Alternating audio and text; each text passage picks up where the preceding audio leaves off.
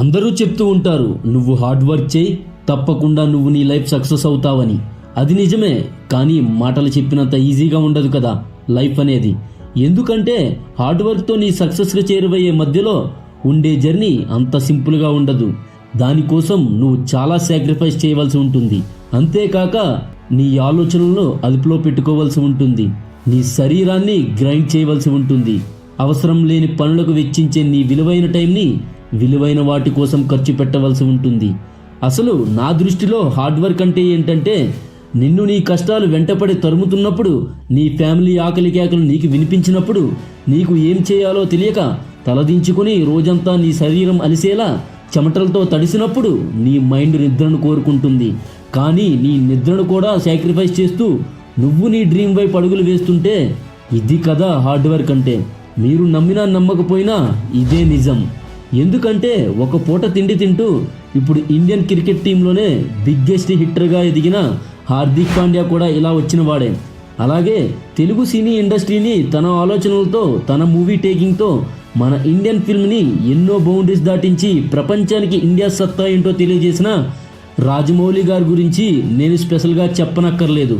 అలాగే 100 మీటర్ల రేస్ని 9 సెకండ్లలో కంప్లీట్ చేయడానికి 4 సంవత్సరాల పాటు తన శరీరాన్ని తనకు అనుగుణంగా మలుచుకొని అథ్లెటిక్స్లో ఎన్నో వరల్డ్ రికార్డ్స్ని సాధించిన ఉసేన్ బోల్ట్ కూడా అలాంటి హార్డ్ వర్క్ అనే ఆయుధంతోనే ఎంతో మందిని ఓడించగలిగాడు. ఇంకా చెప్పాలంటే టీ సర్వ్ చేసుకుంటూ తన ట్రైనింగ్ను కొనసాగించిన మెస్సీ కూడా ఫుట్బాల్ దిగ్గజంగా మారడానికి కారణం అతని చేసిన హార్డ్ వర్క్ మాత్రమే. అయితే ఈ రోజుల్లో చాలామంది హార్డ్ వర్క్తో సక్సెస్ అవ్వడం కంటే షార్ట్ కట్స్తో సక్సెస్ అవ్వడం ఎంతో ఈజీ అని అనుకుంటున్నారు. కానీ ఇలా చేయడం వల్ల రియాలిటీ ఎలా ఉంటుందనేది నేను చెప్పే ఈ చిన్న స్టోరీ ద్వారా మీకు ఒక క్లారిటీ వచ్చేస్తుంది. ఒక విలేజ్లో 2 బెస్ట్ ఫ్రెండ్స్ ఉండేవారు. ఒకరు రాహుల్, మరొకరు వినోద్. వీళ్ళిద్దరూ బెస్ట్ ఫ్రెండ్సే కాదు, మరియు మంచి కొలీగ్స్ కూడా. వీళ్ళ ఫ్యామిలీ ఫైనాన్షియల్ కండిషన్ కూడా అంతంత మాత్రంగానే ఉండేది. కానీ ఫ్యూచర్ బాగుండాలనే ఆలోచనతో వీళ్ళిద్దరూ తీసుకునే నిర్ణయాల వల్ల వాళ్ళ ఫ్యూచర్ ఏ విధంగా ఉండబోతుందో ఈ వీడియో ఎండ్లో మీకు తెలుస్తుంది. ఒకరోజు రాహుల్ వినోద్తో ఇలా అంటాడు, మనం ఈ చిన్న జాబ్ చేసుకుంటూ మన ఫ్యామిలీని ఎలాగోలా లీడ్ చేస్తున్నాం, కానీ లైఫ్ ముందుకు వెళ్ళే కొలది మనకు మరింత బాధ్యతలు పెరుగుతాయి. సో ఇప్పటి నుంచే మన రెస్ట్ టైంని కొంత ఎడిషనల్ స్కిల్స్ నేర్చుకోవడానికి ఉపయోగిస్తే మన ఫ్యూచర్ లైఫ్ బాగుంటుందని చెప్తాడు. దానికి బదులుగా వినోద్ ఇలా అంటాడు, రోజంతా కష్టపడి వచ్చిన తర్వాత ఇవన్నీ నా వల్ల కాదు అని అక్కడి నుంచి వెళ్ళిపోతాడు. అయితే రాహుల్ మాత్రం తన స్లీపింగ్ అవర్స్ని రెడ్యూస్ చేసుకుంటూ ఆ టైంని యూట్యూబ్ అండ్ స్టాక్ మార్కెట్లో నాలెడ్జ్ గెయిన్ చేసుకోవడానికి ప్లాన్ చేసుకుంటాడు. అయితే ఇది గమనించిన వినోద్ మాత్రం షార్ట్ టైంలోనే ఎక్కువ మనీ సంపాదించాలని షార్ట్ కట్స్ వే అయిన బెట్టింగ్, గ్యాంబ్లింగ్ లాంటివి ఎంచుకుంటాడు. 6 నెలల తర్వాత రాహుల్ తన నాలెడ్జ్తో కొంత మనీని ఎర్న్ చేయగలుగుతాడు. కానీ వినోద్ మాత్రం బెట్టింగ్ ద్వారా లక్షలు సంపాదిస్తాడు. అలా సంపాదించడమే కాకుండా తన చేస్తున్న జాబ్కి వాల్యూ కూడా ఇచ్చేవాడు కాదు.